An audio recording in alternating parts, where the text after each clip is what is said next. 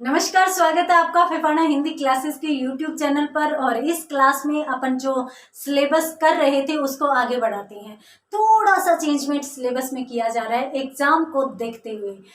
Changement ये है कि जब अपन सेकंड पेपर के जो पाठ पढ़ रहे थे वहां पर अब अपन प्रश्नों को महत्वपूर्ण रूप से देखेंगे और उनमें भी जो महत्वपूर्ण प्रश्न हैं उनको ही पहले देखेंगे। उनमें देखिए, जो फर्स्ट पेपर है उसमें आपके छोटा सा पार्ट चलता है काव्य शास्त्र का। तो काव्य शास्त्र में कुछ इस प्रकार के प्रश्न आ जाते हैं जिनका उत्तर बिल्कुल सीमित सा होता है और छोटा सा होता है और छोटे प्रश्न ही बनते हैं। और यदि आप थोड़ा सा लिख दें तो आपके उत्तर सही जाते हैं, आपके नंबर भी अच्छे आने की संभावना रहती है। दूसरी बात, काव्य शास्त्र का पार्ट हमेशा स्कोरिंग वाला रहता है। आप थ्योरी कितनी भी लिख दीजिए, आपके नंबर उतने ही आएंगे जो एग्जामिनर के मस्तिष्क में है या एग्जामिनर को आप प्रभावित कर पाते हैं। जबकि यदि काव्य शास्त्र से संबंधित प्रश्न है तो एग्जामिनर करेगा क्या, उसको नंबर देने पड़ेंगे। क्यों? क्योंकि सीमित सी चीजें हैं। जैसे मान लीजिए कि छंद है, अलंकार है, उनमें यदि आपसे पूछ लिया कि भाई इस छंद की प्रमुख विशेषताएं व उदाहरण दो, तो आपने विशेषता और उदाहरण दे दी तो कहीं नंबर कटने की कोई चांसेस ही नहीं है। तो सबसे पहले तो मैं छंदों को ही लेकर चल रही हूँ। आपके सिलेबस में जो फर्स्ट पेपर है उसकी 5th जो यूनिट है उसमें काव्य शास्त्र है। तो सबसे पहले अपन काव्य शास्त्र को लेकर चल रहे हैं। काव्य शास्त्र में आपकी जो टिप्पणी परक प्रश्न जो आते हैं वो छंदों से संबंधित आते हैं। तो सबसे पहले अपन छंदों को देख लेते हैं। और छंदों में भी यदि अपन देखें तो सबसे पहला जो छंद आपके सिलेबस में दिया गया है वो है दोहा छंद। बहुत ही महत्वपूर्ण है, शॉर्ट है, स्वीट सा छंद है। उसको अपन देखते हैं। दोहा और सोठा दोनों साथ हो जाएंगे, उसके बाद अन्य जो छंद चलते हैं उनको भी अपन आराम से देख लेंगे। देखिए, दोहा छंद। दोहा छंद है कैसा छंद? सबसे पहले तो मैं आपको बता देती हूँ छंद कहते किसे हैं। कहीं भी इस प्रकार से प्रश्न आ जाए तो कुछ बनाकर तो लिख सकूं आप। सबसे पहले तो मैं आपको बता देती हूँ कि यति, गति, लय आदि नियम पूर्वक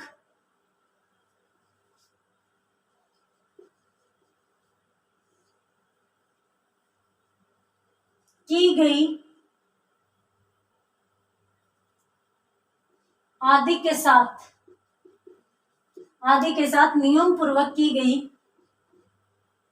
रचना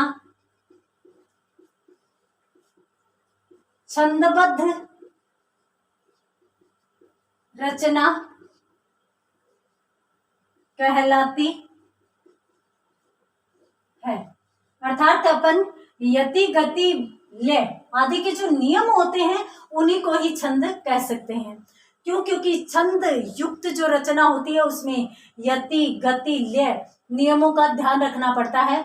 जो भी छंद अपन ले रहे हैं उसके जो नियम होंगे वो अपने को लेने पड़ेंगे। तो सबसे पहले तो आप इसकी परिभाषा का स्क्रीनशॉट लीजिए और मैं आपको बता देती हूँ कि ये आप ऐसे मत समझिए, इनका शॉर्ट नोट बना लीजिए ताकि आगे आपको किसी भी प्रकार की कोई समस्या नहीं।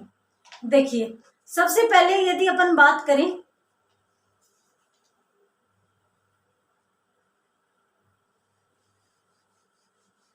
छंद के शाब्दिक अर्थ की, तो देखिए छंद जो शब्द है ना वो चंद से ही लिया गया है।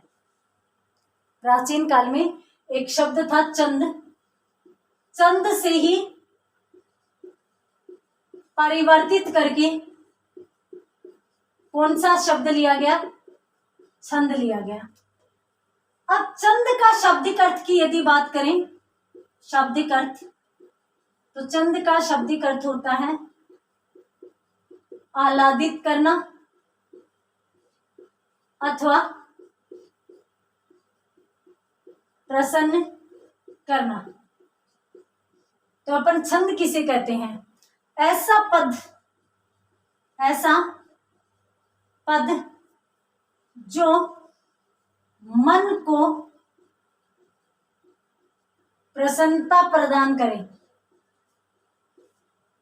या आह्लादित करे, छंद कहलाता है। तो ये छंद है। मैं आपको बता देती हूँ कि वर्तमान में प्राचीन काल से छंदों का प्रयोग हो रहा है साहित्य में। अनेक प्रकार के छंद हैं, चौपाई, चौपाई, दोहा, सोठा, मालिनी, हरिगीतिका, द्रुत, विलंबित, कवित, सवैया, अनेक कवि भी ऐसे हैं जिनके कुछ प्रिय छंद भी रहे हैं। उन्होंने अपने प्रिय छंदों में रचना भी की है। परंतु यहाँ पर जो महत्वपूर्ण बात है वो ये कही जा सकती है कि छंद जो है वो वर्तमान में आकर एक अलग रूप में आ गया। किसके हाथों का स्पर्श पाके? निराला के हाथों का स्पर्श पाके। निराला ने जैसे ही छंदों को छुआ उन्होंने रूप ही बदल दिया, यानी वो साहित्य में एक मुक्त छंद लेकर आए। अब मुक्त छंद क्या था? इसमें यति, गति, लय, नियम व तुकांतता का ध्यान नहीं रखा गया। अब तुकांतता आदि नियमों का ध्यान नहीं रखा गया तो उसे मुक्त, यानी सभी नियमों से मुक्त हो गया। वर्तमान में इसी प्रकार की रचना आ रही है। जैसे अपन ने देखें प्राचीन काल में, अब कबीरदास जी का दोहा छंद है, तो दोहे छंद में बिहारी का दोहा है। बिहारी के दोहे में यदि अपन देखें तो नहीं पराग नहीं मधुर मधु, नहीं विकास इही काल, अली कलिस हुई सो बंध्यो आगे कौन हवाल। अब काल और हलाल दोनों अंत में तुकांतता मिल रही है, तुकांत है। जबकि वर्तमान में जैसे निराला का छंद देखें, निराला की कविता देखें, अबे सुन बे गुलाब तूने क्या पाया रंगो आप, खून चूसा खाद का कैपिटलिस्ट। अब कहाँ पे तो आब आ रहा था, कहाँ पे कैपिटलिस्ट आ गया। तो इस प्रकार से कोई नियम नहीं है, और नियम नहीं है तो वह काव्य किसमें माना जाएगा? मुक्तक छंद में माना जाएगा। यदि अपन बात करें छंदों के भेदों की, तो छंद दो प्रकार के माने जाते हैं। कौन कौन से? कुछ मात्रिक छंद होते हैं, कुछ वार्णिक छंद होते हैं। मात्रिक जो छंद होते हैं उनमें जो नियम होते हैं वो मात्राओं से संबंधित होते हैं, और वार्णिक छंदों में नियम वर्णों से संबंधित होते हैं। छंद के दो भेद होते हैं, एक मात्रिक छंद, और मात्रिक छंद में किसकी गणना होती है? मात्राओं की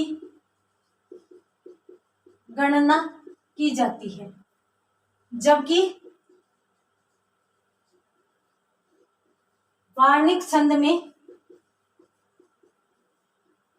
वर्णों की गणना की जाती है। इसमें वर्णों की गणना के भी नियम होते हैं, मात्राओं की गणना के भी नियम होते हैं। हम दोनों चीजों को समझेंगे। पहले आप इस चीज को नोट कर लीजिएगा। छंद कहते किसे हैं?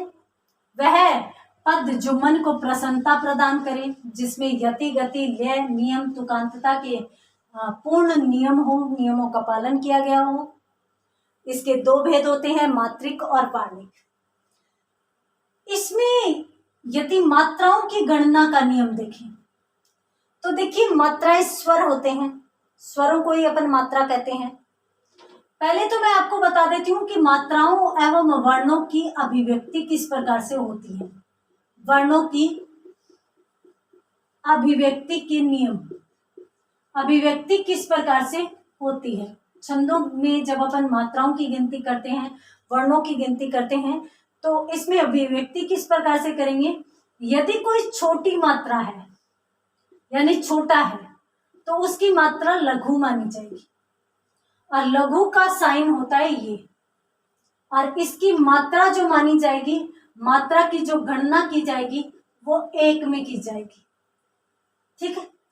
जो बड़ी मात्रा होगी, जो बड़ा वर्ण होगा, जिसकी मात्रा बड़ी होगी, उसे गुरु कहा जाएगा, और इसकी जो गणना है वो इस प्रकार से की जाएगी। इसका अभिव्यक्ति चिन्ह ये होगा, और इसमें दो मात्राएं मानी जाएगी।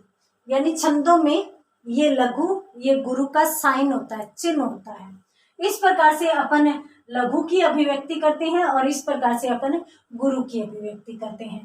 अब अगर अपन मात्रिक छंदों की बात करें, मात्राओं की गणना की बात करें,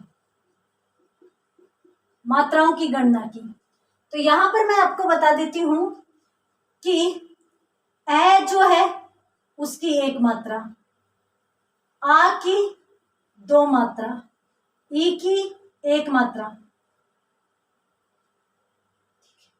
बड़ी ई की दो मात्रा, उसके बाद ऊ की एक मात्रा, बड़ा ऊ दो मात्रा, और उसके बाद री की एक मात्रा, उसके बाद ए की दो मात्रा, आई की दो मात्रा, ओ की दो मात्रा, औ की दो मात्रा। यानी ए आई ओ औ इन चारों की दो दो मात्राएं ही गिनी जाएगी, दो मात्राएं ही मानी जाएगी। अब इनकी अभिव्यक्ति के चिन्हों की यदि अपन बात करें, इनकी अभिव्यक्ति किस प्रकार से की जाएगी, तो छोटे की तो इससे, बड़े की इससे, छोटे की इससे, बड़े की इससे, छोटे की इससे, बड़े की इससे, ये इनका चिन्ह कौन सा होगा, गुरु का चिन्ह ये होता है। क्लियर है? इस प्रकार से मात्राओं की गणना की जाएगी। तो आप एक बार इसका स्क्रीनशॉट लीजिए, उसके बाद अपन बात करते हैं आगे। कुछ और ध्वनियां भी होती हैं जिनकी भी गणना अपने को करनी होती है। उसमें यदि अपन देखें तो देखिए, एक ध्वनि तो आती है चंद्र बिंदु की और एक आती है अनुस्वार की। चंद्र बिंदु की सदैव एक मात्रा गिनी जाएगी, जबकि अनुस्वार की सदैव दो मात्रा यानी गुरु में गिनी जाएगी। क्यों गिनी जाएगी? क्योंकि वर्णों की जो क्लास है उसमें मैं बता चुकी हूँ, अपने चैनल की क्लास आ चुकी है वर्ण विचार, उस क्लास को आप सभी देखें, क्योंकि वहां से आप शब्दों को लिखना सीखना समझना शुरू करेंगे। तो यहाँ पर ये जो अनुस्वार है ये किस में माना जाता है, पंचम वर्णों में माना जाता है। तो एक तो ये हो गया, एक ये पंचम वर्ण हो जाएगा। तो पंचम वर्ण ये दो मिल गए, इसलिए मात्रा दो मानी जाएगी। एक नियम और है कि यदि एक वर्ण आधा है तो उसकी मात्रा नहीं गिनी जाएगी। आधे वर्ण की मात्रा नहीं गिनी जाती। साथ साथ मैं ये भी बता देती हूं कि जो वर्ण आधा होता है परंतु उससे पहले के वर्ण की, उससे पहले का जो वर्ण होगा ना उसकी दो मात्राएं गिनी जाएगी। जैसे मान लीजिए कि ये शब्द है छंद, ठीक है। अब छंद शब्द है, अब इसमें अगर ए स्वर है, यहाँ पे भी ए है, तो मात्राएं एक एक गिनी जानी चाहिए, है ना। जबकि यहाँ पर आधा है तो आधे की तो मात्रा गिनी नहीं जाएगी, इससे पहले की गुरु गिनी जाएगी, यानी इसकी ये हो जाएगी। और यहाँ पर मात्राएं कितनी होगी, दो और एक तीन, तीन मात्राएं हो जाएगी। तो इस प्रकार से गिनना है। हाँ, कभी कभार आप यूं देखो, जैसे मान लो कि ये शब्द है काव्य, अब देखिए यहाँ पर आ की मात्रा तो दो गिनी जाएगी, आ की मात्रा दो अपनों ने अभी देखा था, और उसके बाद ये की मात्रा, ए की मात्रा एक। अब ये बीच में आधा है तो इसकी मात्रा तो नहीं, इससे पहले की गुरु गिनी जाएगी।